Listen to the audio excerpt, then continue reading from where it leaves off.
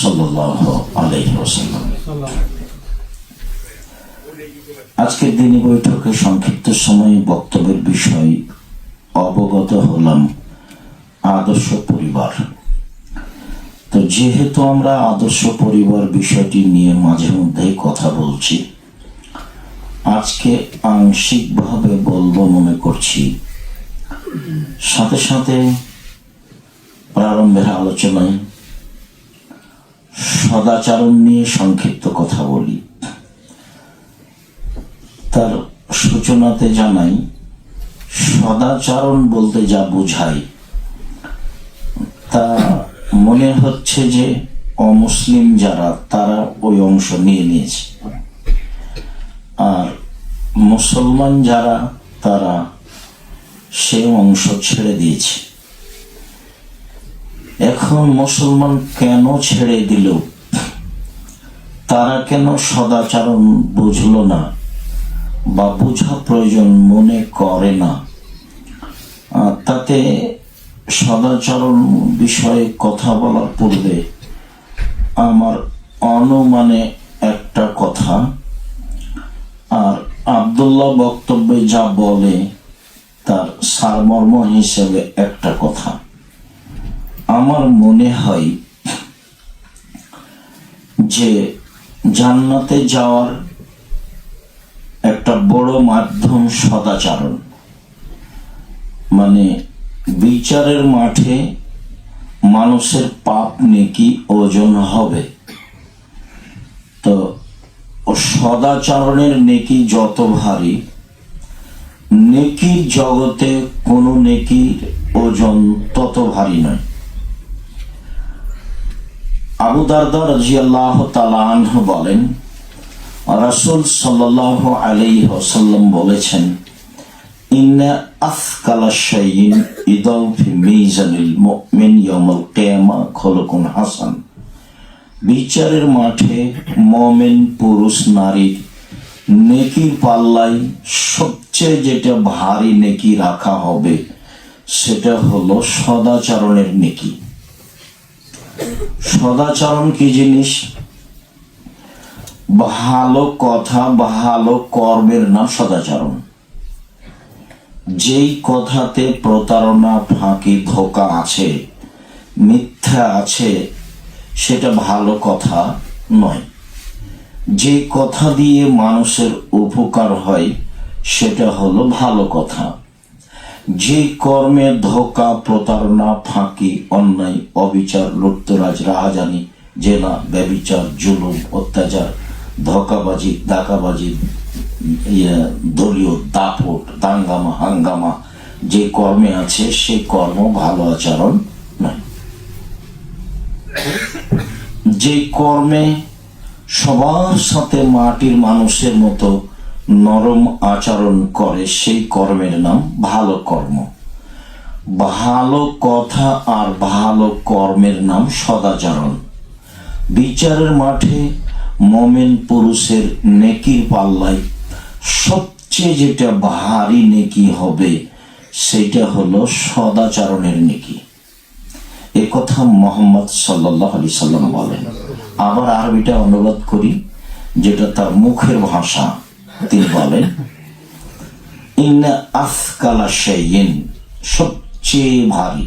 ওটা ইসিম তাবজি, যারা মাদ্রাসা লাইনে পড়ে তারা বুঝবে। সবচেয়ে ভারী, ইদাও যেটা রেখে দেওয়া হবে, ফি মিজানিল মুমিন, মুমিন পুরুষ নারীর নেকির পাল্লায়, খুলুকুন হাসান, তা হলো ভালো আচরণের নেকি। তাহাজ্জুদের নেকি ভালো অনেক, তবে সদাচরণের সমান ভারী নয়। হজ বড় ইবাদত, কিন্তু তার নেকি সদাচরণের সমান ভারী নয়। ইবাদতের জগতে সবচেয়ে দামি ইবাদত হলো সিয়াম, রোজা, কিন্তু তার নেকি যত ভারী, সদাচরণের নেকি তার চেয়ে হাজারো গুণ বেশি ভারী। সালাত পৃথিবীতে ব্যতিক্রম ইবাদত। সালাত যা মানুষের সাথে আপোষ করে না, পৃথিবীর ব্যতিক্রম ভিন্ন ধরনের বিরল ইবাদত হলো সলাত। সলাত নেই তো কোনো ইবাদত নেই, সলাত আছে তো সব ইবাদত আছে। এই সলাতের নেকি যত ভারী, সদাচরণের নেকি তার চেয়ে হাজারো গুণ বেশি ভারী। সদাচরণ কি জিনিস? ভালো কথা, ভালো কর্মের নাম সদাচরণ। যেই কথাতে ধোঁকা, ফাঁকি, মিথ্যা, প্রতারণা থাকে না, সেই কথার নাম হলো ভালো কথা।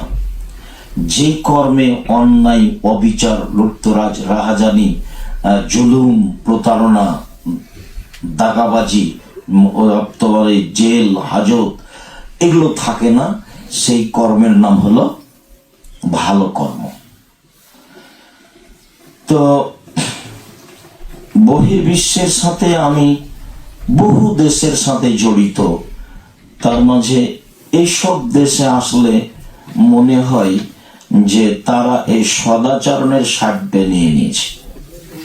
ওটা মোহাম্মদ সাল্লাল্লাহু আলাইহি সাল্লামের পক্ষ থেকে তারা দেখেছে, তারা মানুষের সুবিধায় অসুবিধায় থাকে। যদিচ আমরা হয়তো বা ভুল পদ্ধতিতে আশ্রয় নিচ্ছি, একটু সুবিধার জন্য সত্য মিথ্যে দিয়ে বলছি যে আমার হাত ভেঙে গেছে, পা ভেঙে গেছে, আমার হার্টের সমস্যা, আমার ছেলের এই, আমার মেয়ের এই, আমার বৌমার এই, তারপরে রাস্তায় কেউ পড়ে থাকলে তার খোঁজ নেওয়া, তাকে চিকিৎসায় মেডিকেলে নিয়ে যাওয়া, এগুলো এদের কাছে অনেক বেশি। আর আমাদের দেশে যদি এরকম অ্যাক্সিডেন্ট হয়ে কেউ পড়ে, তাহলে আর যারা দৌড়ে এসেছে তারা দেখবে যে টাকা আছে কিনা, টাকা থাকলে ওটা কুড়িয়ে নিবে হাতে হাতে, ওটা নিয়ে নিবে।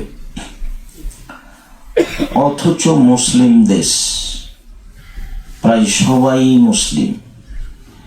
তো সদাচরণ